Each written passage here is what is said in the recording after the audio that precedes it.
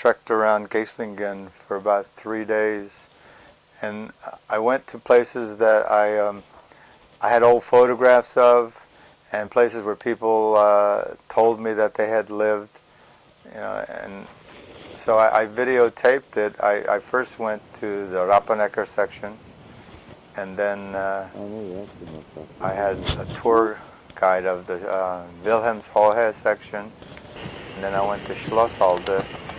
I took film of the castle. I went to the cemetery with their Estonian monument there.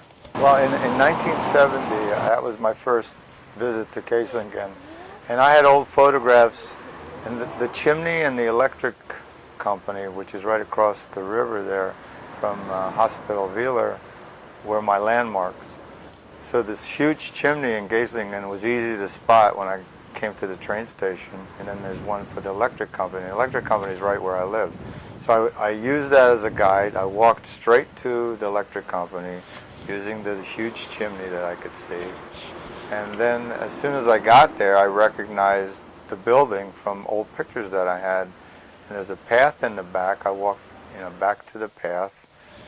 And in 1970, the pictures were almost identical to my 1945 pictures.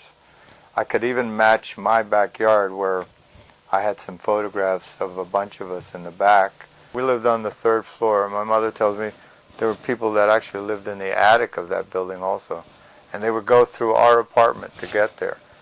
And it's interesting, my mother said that we had to go through Linda Saar's apartment to get to our apartment, because I think the buildings were just divided up into like several families. They were probably one apartment, but then 3 or 4 Estonian families lived there. So we used the common kitchen, and we had a blanket in between to divide some of the rooms up.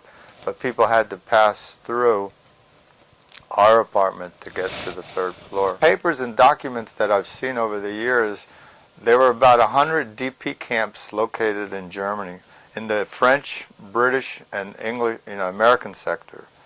And what happened was there seemed to be a push to move most of the displaced persons into the American sector. And from maps in a couple books that I've seen, a lot of Estonians came from the different DP camps. They were sent to Geislingen. So from 1945 to about 1949, the people on these other camps were transferred to Geislingen, and the numbers, Geislingen became the largest DP camp in like 1947 or maybe 1949. The numbers reached, from what I've seen, almost 5,000 Estonians. Geislingen is where my memories really start. I came to Geislingen I was born in June 1944. We came to Geislingen in 1945. So I don't really, I was born in Tartu. My mother says we happened to catch the last train out of Tartu to I think we went to Tallinn, and we got a ship at night. And from there it's kind of foggy where we actually went, because there was a lot of ships were torpedoed and bombed. My mother tells me we came into Germany, but there was a lot of bombing going on, so we actually went back a little bit. We went through Czechoslovakia. So from what my mother tells me, we zigzagged around Czechoslovakia. We never really went into Poland, but we came into Germany. But to avoid, the Americans were bombing the heck out of northern Germany. So we kind of went back and forth to avoid the bombing at that time. The train station looks like it did in 1945.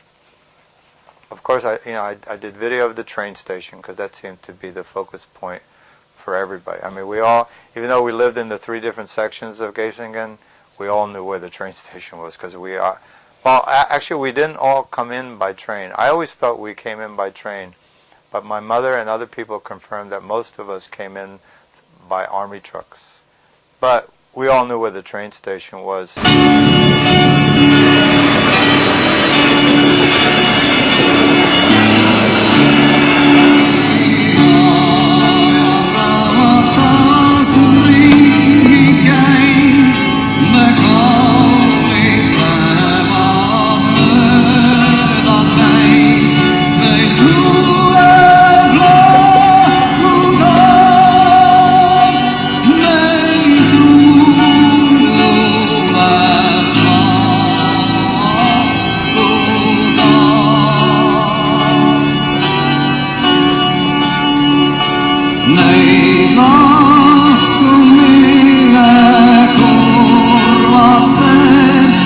I'll see